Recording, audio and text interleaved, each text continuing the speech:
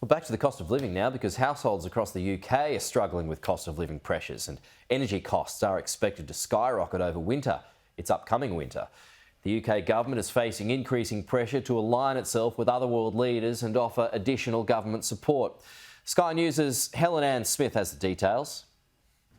There's no sugarcoating it. Energy bills this winter are going to be very grim indeed. And what's been particularly frightening this week is just how quickly forecasts have changed. This shows the energy price cap going back all the way to 2019. Now, look, the light blue bars over here is what the cap was predicted to rise to last week. Pretty big numbers, but just look at how that forecast was updated this week. The prediction for January alone, that middle bar, jumped over £650. Now, the big jump here is partly explained by a change to the Ofgem methodology, but that won't make things any easier for the customers.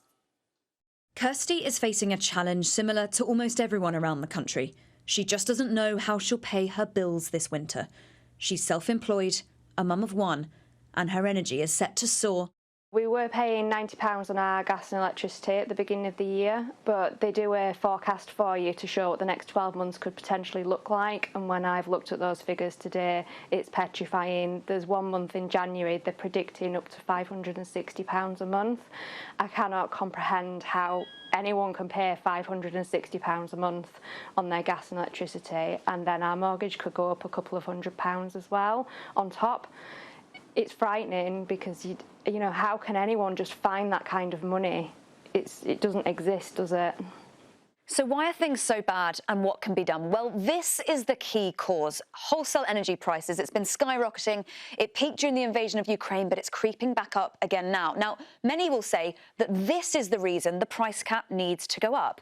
But although this affects the whole market, not all customers in all places are seeing the increases we are. Have a look at this. This shows how the UK has the biggest proportional gain in the price of their energy bills across the whole of the G7. Look, 57% our bills have gone up.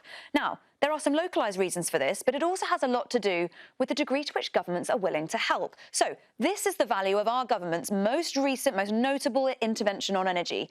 £15 billion.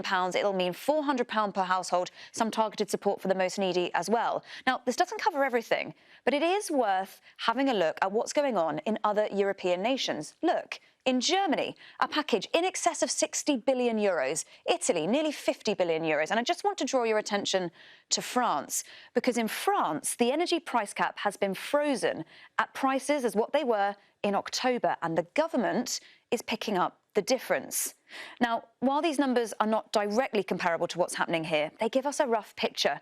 Helping people further will have to come in the form of political intervention